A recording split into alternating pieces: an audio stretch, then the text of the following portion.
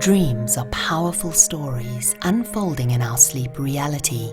They have a long history both as a source of inspiration and as a subject of intrigue. They have been described psychologically as reflections from the unconscious, culturally as messages from the ancestors, and spiritually as messages from God or predictions of the future. Most intriguing of all is the belief that maintaining lucidity and awareness while dreaming provides us with a useful stepping stone on the path to spiritual enlightenment.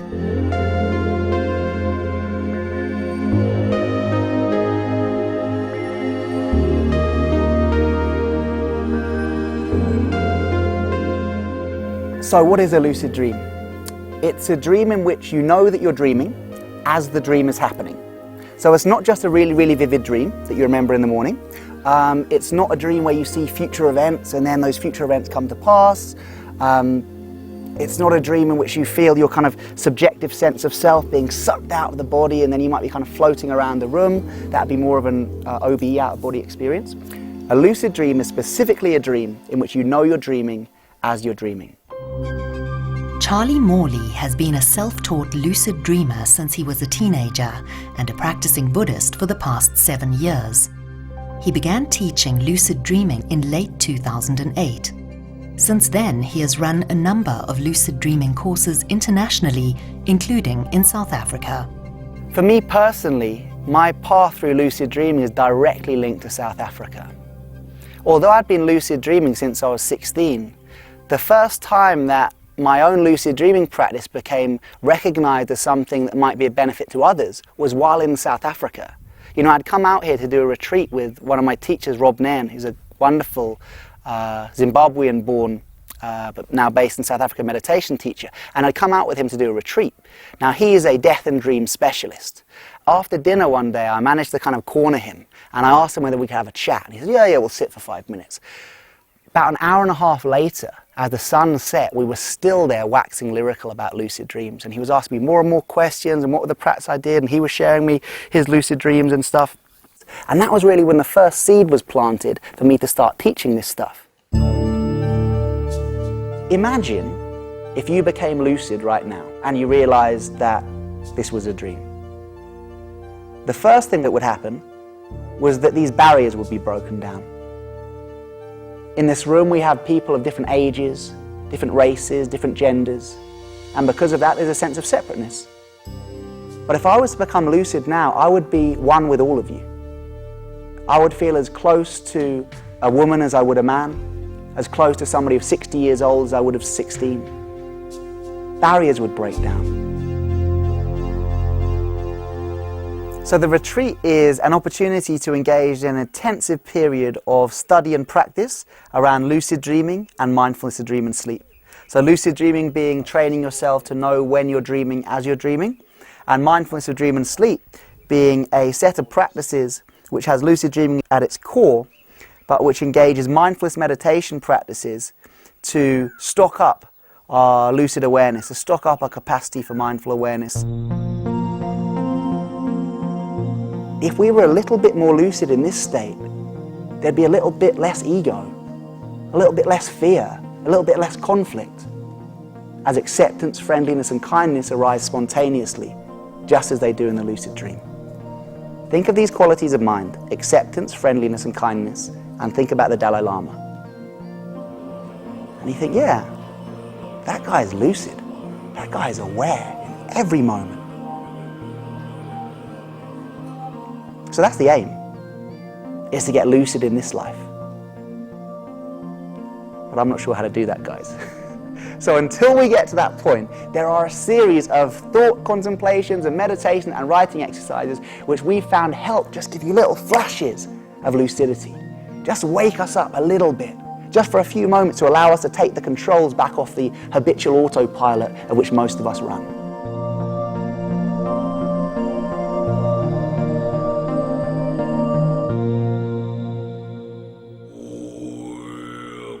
For over 1,000 years, Tibetan Buddhists have been practicing lucid dreaming or dream yoga as a means of approaching enlightenment. In this pursuit, they have developed elaborate techniques for inducing lucidity and gaining mastery over their dreams. But lucid dreaming practices are not restricted to Buddhists.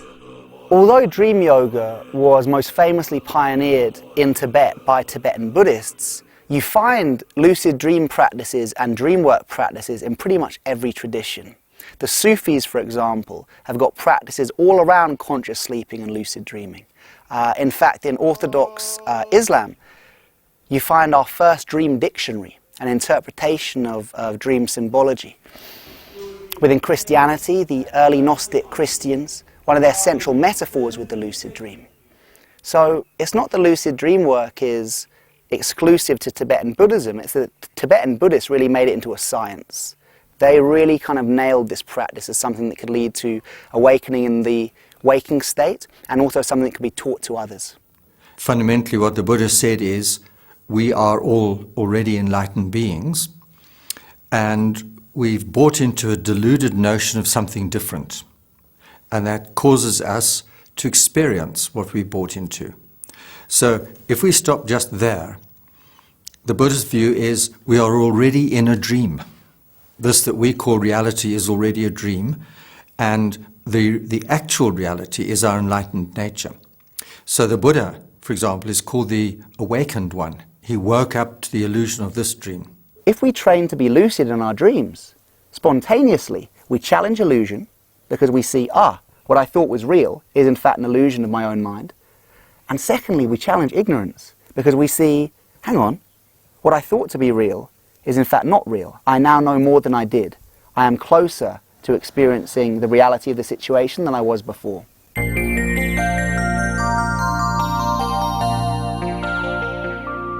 The Lucid Dreaming Workshop is held at the Tara Rokpa Buddhist Centre near Groot Mariko, about a 4-hour drive north of Johannesburg. The centre is situated in what was once a small farming community in a wooded valley with no television or cell phone reception.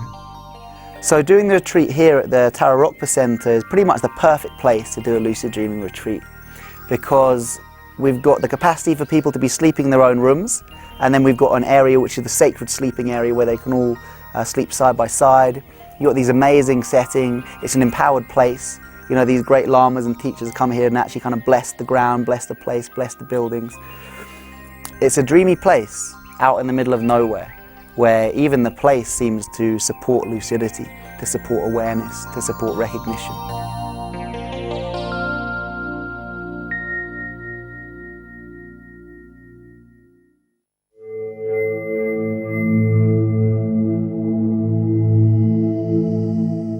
I was initially drawn to lucid dreaming because of a lucid dream I had. I had read about lucid dreaming briefly, did a couple of the very basic practices of just stopping throughout the day, occasionally pausing and asking myself, am I asleep or dreaming?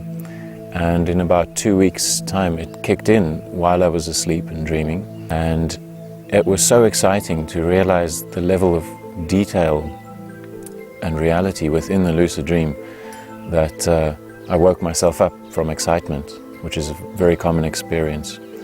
And since then, I wanted to find out more. I wanted to do this again and try and stay longer inside the lucid dream, and that's how I came to Charlie Morley.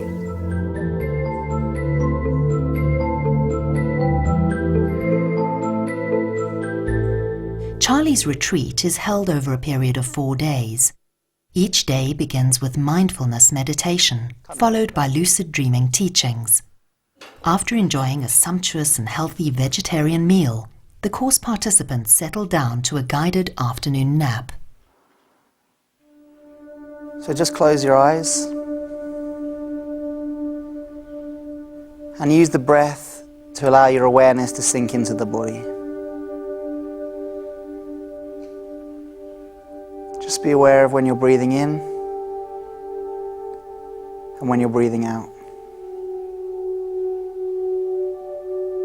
If you can breathe a little bit deeper into the belly rather than into the chest, this will help ground you in the body.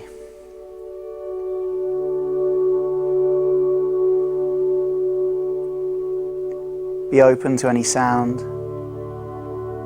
neither engaging nor rejecting it.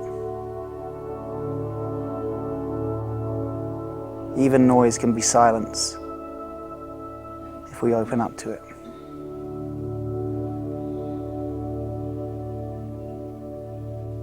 Be grateful that the sounds are keeping you in the upper echelons of sleep. Just maintain a light awareness of when you're breathing in and when you're breathing out.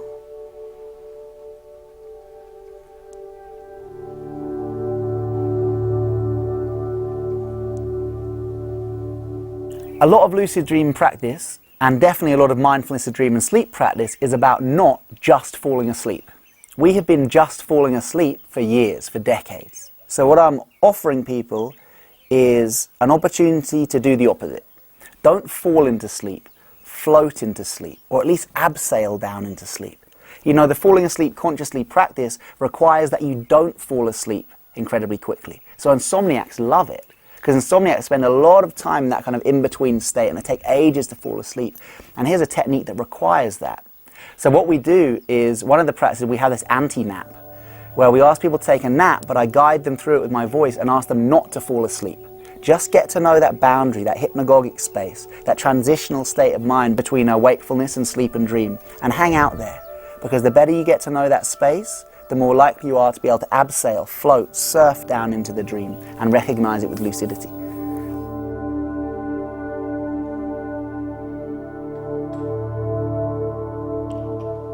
Be aware of the contact points between your body and the ground beneath you.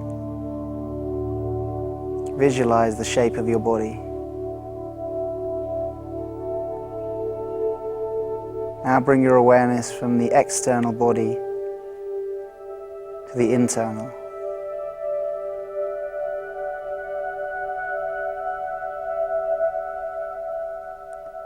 See if you can feel your heart beating.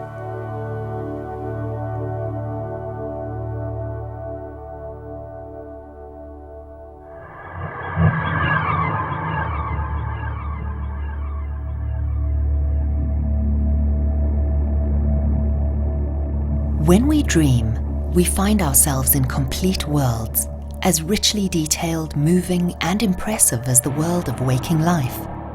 The ability to create these worlds is the natural endowment of the human mind. This freedom, hard to imagine in our highly constrained waking reality, is astonishing, exhilarating, and inspiring. The laws of physics and society are repealed. The limits are only those of the dreamer's imagination. Yet, as fascinating as this dream world may be, it is the use of dreams through lucidity that is truly important. Lucid dreaming is a form of mind training in which we train our minds to recognize the dream as we're in the dream. Like all forms of mind training, the point is to strengthen our capacity for mindful awareness, to be more aware, to be more awake, to be more present. Not only in our dreams, but in our waking states as well. I spoke to Lama Yeshe Rinpoche about this and asked him, to really condense this, to really sum it up into one point. And he said, more awake, more aware. More aware, more kind. More kind, that's the point. And that is the point of all mind training, of all spiritual practice, is kindness. Every time you have a lucid dream, you are strengthening your capacity for mindful awareness, not only in the dream, but in the waking state. And that mindful awareness will lead us to be more kind to ourselves and others. To be more awake, more aware in both our dreams and our daily lives is one of the greatest gifts you can give yourself and others. It's only when we're fully awake, when we're fully aware, that our full human potential is realized. According to Charlie, in addition to providing new insights into the connection between mind, body, and spirit, lucid dreaming offers a number of other benefits as well. So the real point of lucid dreaming, some of the kind of key benefits are that once you've got this conscious access to the unconscious dream state, you can start to engage your innate capacity for healing. Really, anything that you can treat through hypnotherapy, you can treat through lucid dreaming. Say you've got a phobia of spiders. go into the lucid dream and you can call for spiders to come on you. And you'll have spiders all over you, all this kind of stuff. You'll feel the fright. Oh, I'm covered in spiders. But there'll be no real suffering of the fear. You can engage the phobia on your own terms. For example, let's say you want to train.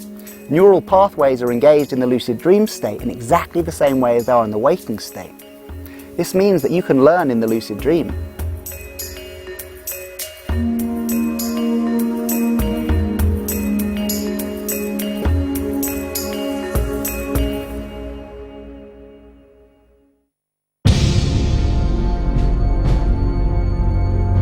We've all woken up in the middle of the night in a cold sweat, scared by something in our dreams.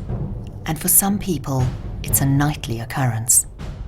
Charlie says his teachings offer a glimmer of hope for people who wake up exhausted every morning after yet another night of anxiety and fear.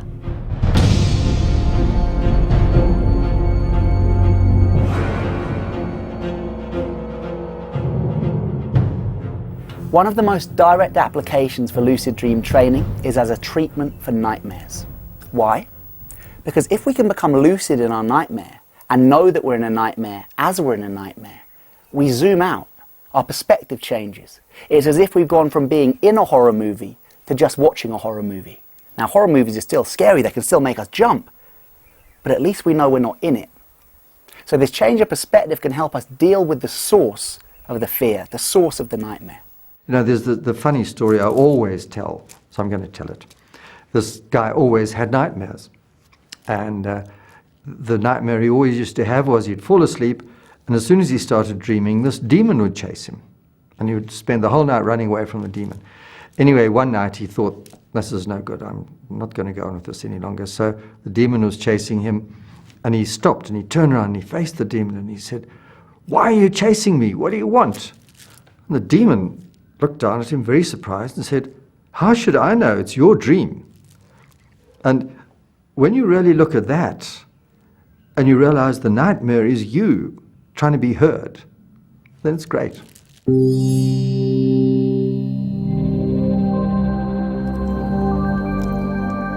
You know, when I first went on retreat with Rob Nairn, I remember at breakfast someone asked him how he slept, and he said, "Oh, I had a wonderful night, full of nightmares." And I remember thinking, this guy's crazy. But you know, a few years later, I realized what he meant. Well, nightmares, I find hugely valuable. You know, I was so disappointed when I stopped having nightmares because they are very powerful dreams and they're usually making very powerful psychological statements. And if you go into your lucid dream training, once you start having nightmares, you learn really to face your own psychological issues, particularly to face your fears. If you can engage your nightmares with full lucid awareness, then not only do they cease to be nightmares, but they turn out to be amazing possibilities of transformation and clear seeing. And the easiest way to look at the transformation of nightmares through lucid dreaming is through something that's called shadow integration. So the shadow is a term pioneered by Carl Jung, used to describe the parts of the unconscious mind which we have denied, disowned or rejected. The shadow is our dark side, but a side of which Jung himself commented that, in spite of its function as a reservoir for human darkness, or perhaps because of this, the shadow is the seat of all human creativity. So the shadow is not evil. The shadow is not bad. The shadow is just a part of ourselves which we're unwilling to face. When we get lucid in our nightmares and we go towards the source of our darkness, the source of our fear, some people are scared that this fear will end up consuming them. But actually that's not so. It's a bit like fire. If you let fire get out of control, it will consume you, it will burn you. But if you work with fire, it can be the source of warmth and the source of sustenance for ourselves. And it's just the same with the shadow integration, the integration of the dark side of ourselves which we have unconsciously rejected, denied or disowned. To come into a relationship with the shadow is one of the most important relationships of our lives. And far from consuming us, it actually helps keep this fire within us as a source of warmth rather than a source of destruction. Correctly explored, dreams can help to enlighten us about ourselves. Whichever way one looks at it, understanding dreaming is central to understanding consciousness. It's possible to postulate that dreams are the origin of metaphysics, in that they have exposed humanity to alternate worlds of existence and have opened up the possibility of a spiritual body existing apart from our physical body. Through this understanding, we become better prepared for the inevitable moment of death. If you've learnt to transition from waking into dream or waking into sleep consciously, your chances of being able to die consciously are enhanced, but more important, your chances of recognizing the experience that follow the death would be much greater. And that's very, very important from a Buddhist point of view. So how do you actually learn to lucid dream? During the 4-day workshop, Charlie teaches a series of techniques and habits that need to be practiced to increase the likelihood of having a lucid dream. One of these is learning how to recognize a dream sign. So dream signs are any aspect of your dream experience which can be used to reliably indicate that you are dreaming. So most dreams are full of them. There's nothing special about them, you know. Flying pigs, dream signs. Talking to your dead grandmother is a dream sign. Being in the house which you grew up in but in which you no longer live is a dream sign. Being naked in public is a dream sign. You know, any aspect that can indicate to you, this is a dream, that's a dream sign. And what we do is, well, first of all, you try and spot them as they happen in the dream, because then you could become lucid. But if not, you actually go through your dream diary, you go through the recalled dream and you spot your dream signs. You go, I could have got lucid if I'd have recognized that I was speaking to my dead grandmother. I could have got lucid when I recognized that a pig flew through the sky. So what we do is we create mindfulness triggers. So the next time those things happen, we will get lucid, because we set up a trigger to recognize. The next step is to develop the habit of doing reality checks. A reality check could be something as simple as switching a light on and off, reading text, or using digital or electronic devices. Charlie maintains that it's virtually impossible to do any of these things successfully in a lucid dream. Another reality check is trying to repeat the same action twice. The one that I like to do is to look at my hand. If I think I might be dreaming, I look at my hand, I look away and I look back again. And on a second look, the hand will change in some way 95% of the time. The reason for this is that dreaming is a right brain dominant activity. But the file for detailed pattern recognition is stored in the left brain hemisphere. So if I try and replicate a detailed pattern twice in quick succession, the dreaming mind struggles to do it. It doesn't quite have the computational power, leading to a close but incomplete rendering. So I'm in a non-lucid dream and I find myself in a forest. And I walk through this forest, still not lucid. I'm walking through this forest and I'm crunching the leaves under my feet, walking through the trees, and then the path opens up into a clearing. And I look around this clearing, still totally non-lucid, and then I see something. Complete dream sign. I see a fire extinguisher stuck up a tree. Bright red fire extinguisher there in front of me. And I'm like, no way. That doesn't happen in reality. How did the fire extinguisher get there? I must be dreaming. I do a reality check, look at my hand, look back again, comes back positive, and I know I'm dreaming. I'm now lucid. Perhaps one of the strangest techniques that Charlie teaches he calls, unsurprisingly, the weird technique. The weird technique is doing reality checks during the day. So as you go around your daily life, anytime something weird happens, anytime you experience deja vu or kind of glitch in the matrix, or someone says something at the same time as you, you think, that's weird. Am I dreaming? You ask the question and then you answer it with a reality check. Now, of course, I know that I'm not dreaming, but what I'm doing is I'm creating a habit of doing reality checks anytime I see something weird. So that when I go to sleep at night and something weird happens in the dream, I habitually do a reality check, but this time the hand changes and I get lucid.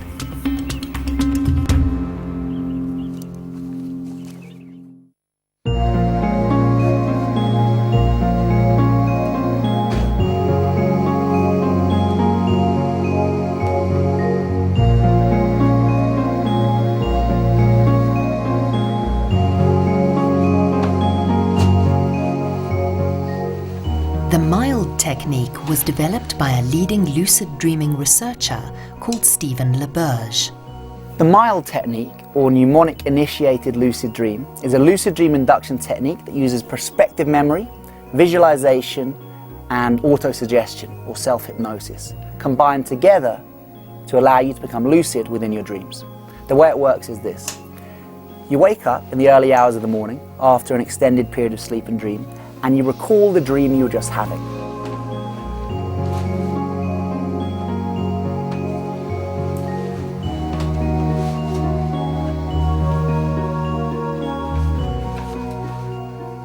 Charlie suggests that you open your dream diary and write down in detail as much of the dream as you can remember.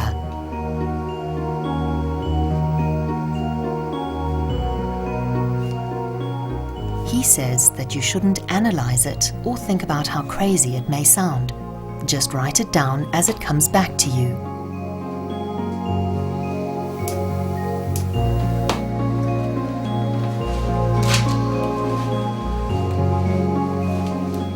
Finally, he says, go through it a few times until you know it off by heart.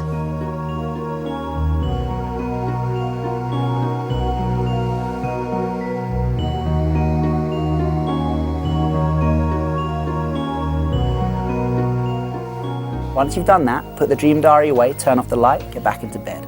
Enter the hypnagogic state. Once you're in the hypnagogic state, you set your intent, which in this case is strong motivational intent around, next time I'm dreaming, I remember to recognize that I'm dreaming. Next time I'm dreaming, I remember to recognize I'm dreaming. Once you've set that intent very strongly, you now visualize yourself back in the dream that you were just having. So you visualize yourself back in that dream as much as you can.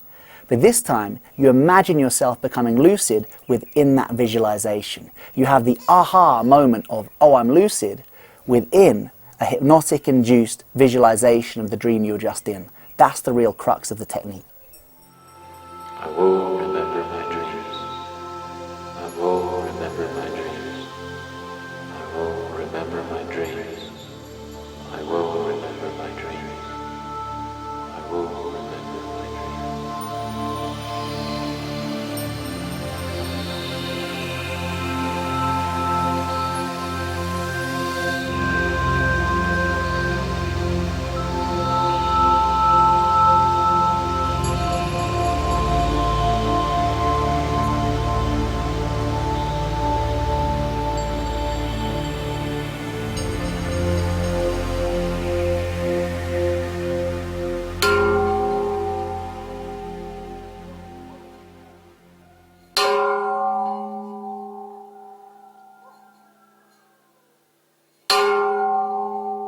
On the lucid dreaming retreats, we actually break up the sleep cycle into sections, giving us more chances to engage the lucid dream practices.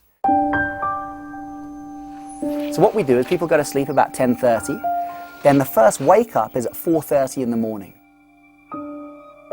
Over the next 10 minutes, course participants come stumbling in. The accommodation is scattered all over the property, so for some it's quite a long trek in the pitch dark. And bear in mind, this course took place in the middle of winter, so for those who found it difficult to climb out of a warm bed, it was no easy task. Still, they were here for a purpose, and most of them managed to drag themselves into the meditation hall. But why wake up so early? If you fall asleep at night just once, you give yourself one chance to remember your dreams, one chance to get lucid, one chance to spot dream signs and reality checks. However, if you break up the night into 3 or 4 chunks, you triple or quadruple the amount of chances you have for lucid dream practice.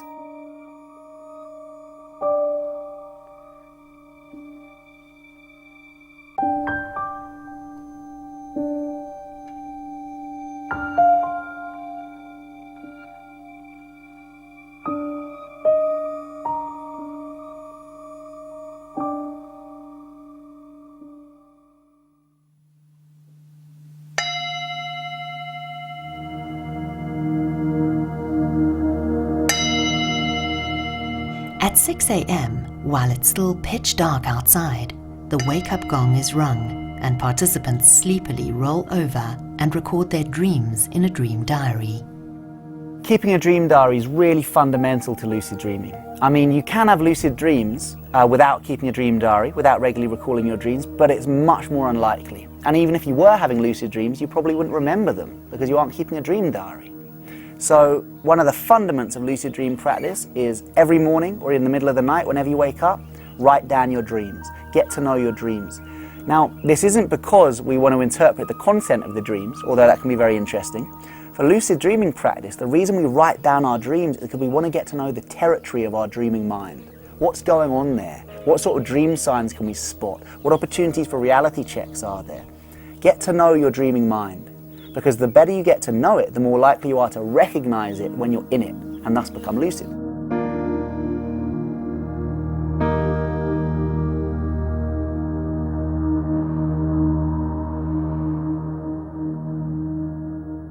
Then it's back to sleep again, hopefully to experience the thrill of a perfect lucid dream.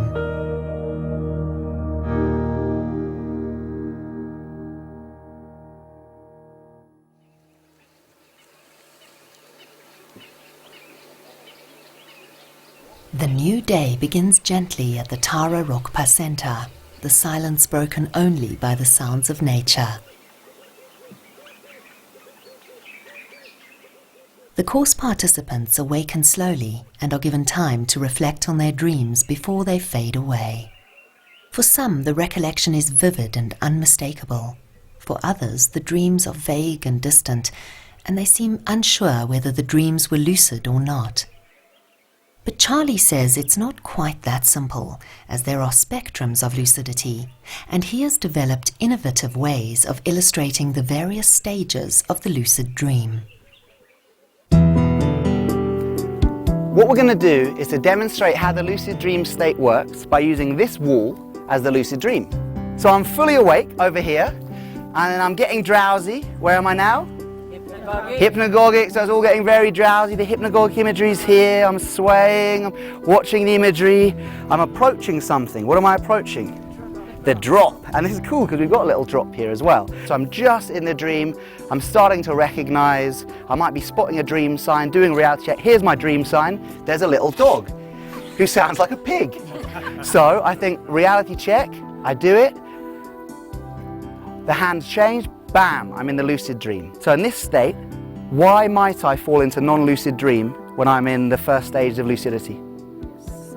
So it would be something kind of attractive in the dream, something I would hyper-associate with. So I see Angus, and I think, oh, wow, Angus, I'd love to dream about Angus. And suddenly I'm in a non-lucid dream about Angus. So this is one option. Or I could be here, and what's my other option? Why would I fall into wakeful awareness when I first step onto the lucidity beam? Yeah, too excited. So I'm here, I'm in the hypnagogic, I'm approaching the drop, I've made it through the drop, I'm in the lucid dream, oh my God, I'm in a lucid dream, I'm in a lucid dream! I get too excited and I wake up.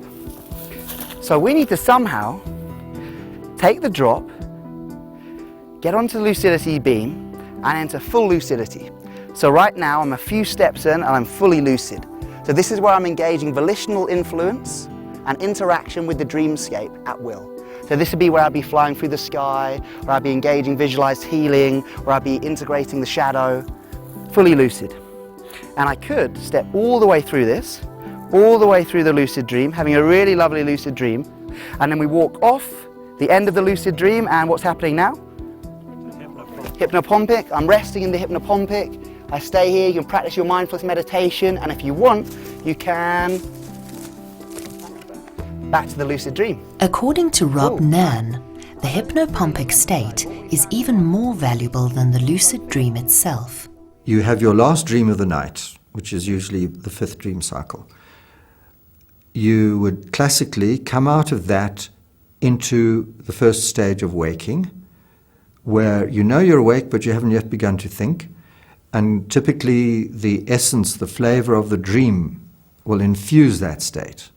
And that's called hypnopompic. So you're awake, but you're not yet active, you're not yet thinking, so your mind is very relaxed, very open, and in that state, much more profound psychological exploration and experimentation and change can be affected than in any other state I know.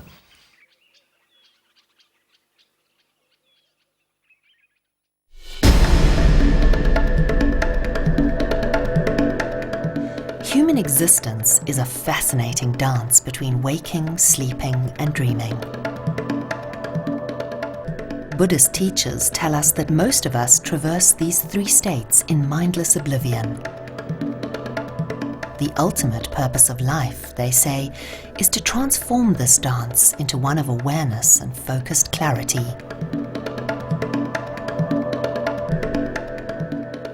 We sleep for a third of our lives. So for most of us, that's approximately 30 years. 30 years we spend asleep, unaware, unconscious. I'm not even 30 yet. But if you told me that my life plus 2 years would be given up to non-awareness, to unconsciousness, to a habitual blackout that we call sleep, I'd ask for my money back. And yet we buy into this. We accept it, we readily engage it. We've even got terms like sleep like a log. How did you sleep? Oh, I slept like a log. Oh, I didn't remember anything, complete blackout. No. We need to sleep like trees. A log is a dead piece of wood. Don't sleep like a log. We need to sleep with awareness, with presence, with mindfulness. Does that mean we get less sleep? Poorer quality of sleep? No. That's the paradox. You bring mindful awareness into your sleep, you sleep better. Why? Because you learn how to sleep. Lucid dreaming allows us to make some use of the 30 years of our life that we spend asleep. It allows us to spend some of that time recognizing our human potential and exploring the essence of our dreaming mind. The great thing about lucid dreaming is that it's super accessible. There's no equipment to buy, there's no club to join. All you need is sleep and dreams. And if you sleep, you dream. And if you dream, you can lucid dream.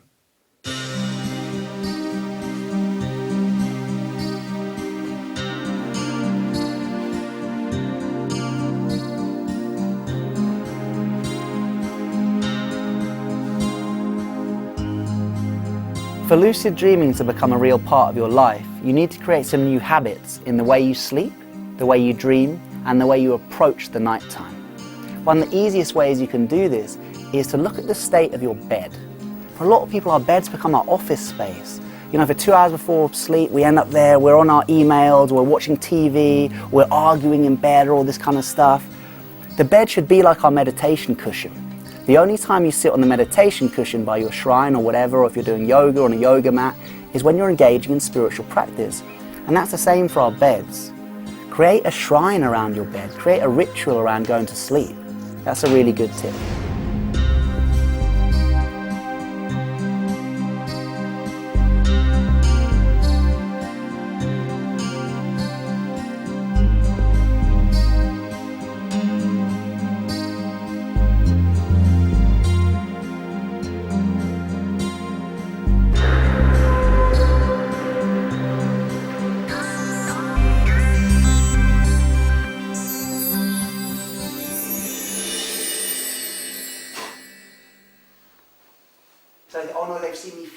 One of the highlights of the workshop was when the participants eagerly shared with others their very first encounters with dream lucidity.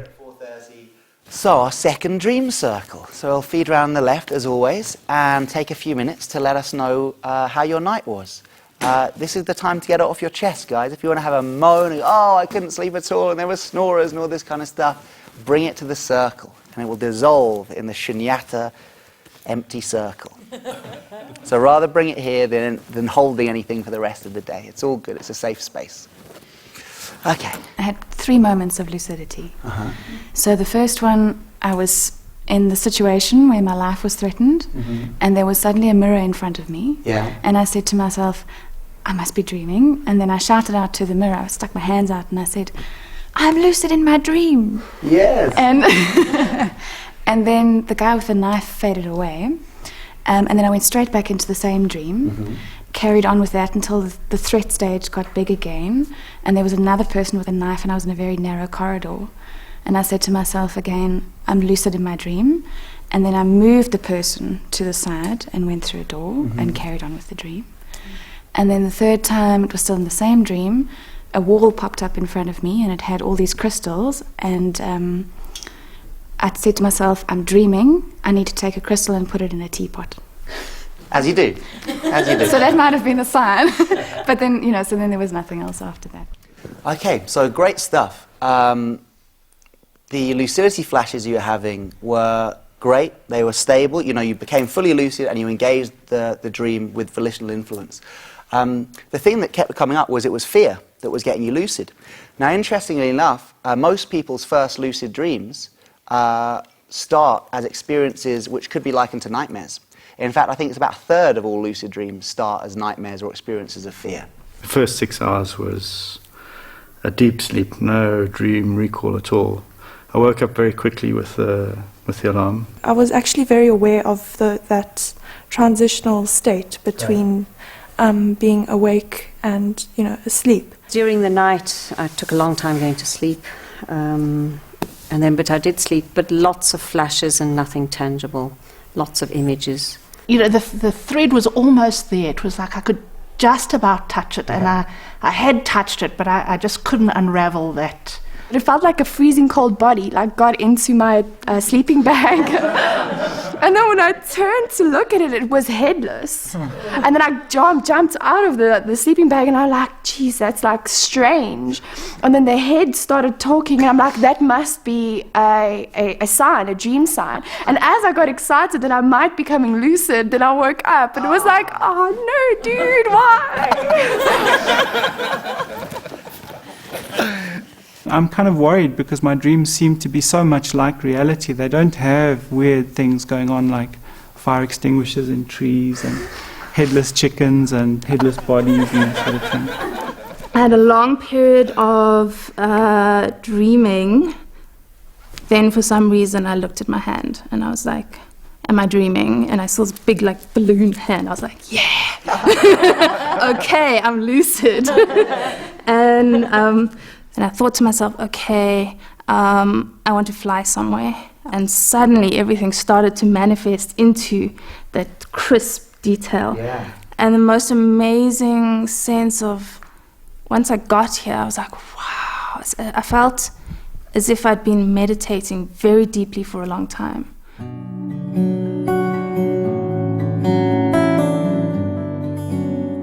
For many of the course participants, the lucid dreaming workshop was a life-changing experience.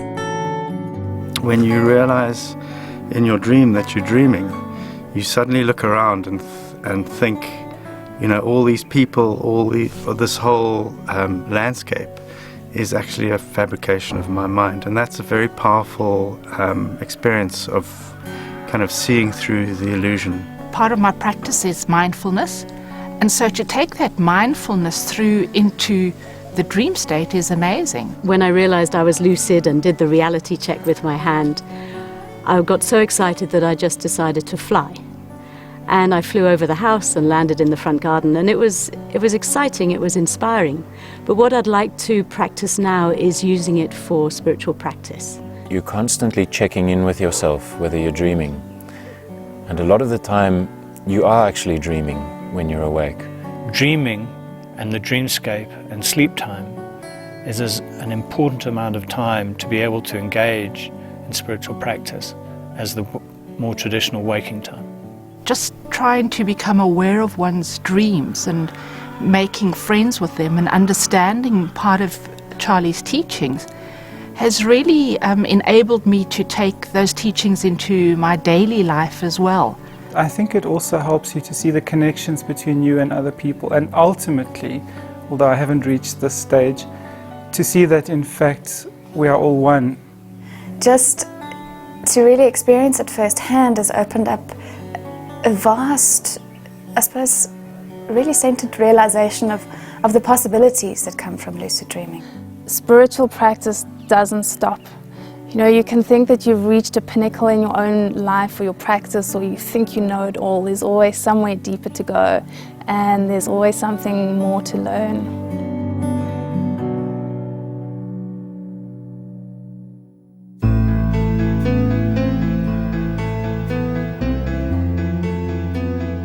Bubbles burst, shadows run from light, dewdrops vanish by noon without a trace, lightning roars and vanishes, and dreams leave us at dawn. To continually perceive such things as real locks us into the endless cycle of birth and death. With these words, the Buddha told his disciples to regard all phenomena as dreams. The more we recognize the falsehood of these projections, then the more readily we will recognize the dream state for what it is and live more lucidly. The dream and waking up from the dream is a central metaphor of Buddhism. You know, not all schools of Buddhism practice dream yoga, lucid dreaming, but every school of Buddhism engages this metaphor of waking up from the dream. You know, when Buddha had his experience of enlightenment, his realization, it said that he came down to the marketplace and a man saw him, and you know, Buddha, he just become enlightened, so the guy's probably radiating light and, you know, super buzzing energy. So this guy goes, wow, are you an angel? Buddha goes, no, I'm not an angel. He says, well, are you a god? He says, no, I'm not a god. He says, are you a man? Buddha said, no. And the guy's like, well, who are you? And Buddha says, I'm awake. That's the difference. Buddha, one who's awake. He who has wakefulness, the awakened one. That's the only difference. Buddha has woken up. Someone who's realized, someone who's enlightened has woken up from what? From the dream of this, from the dream of separateness, from the dream of self and other. So once they've woken up in this dream, what do they experience? Non-separateness and a complete experience of love and connectivity with everything, every person, every notion of life.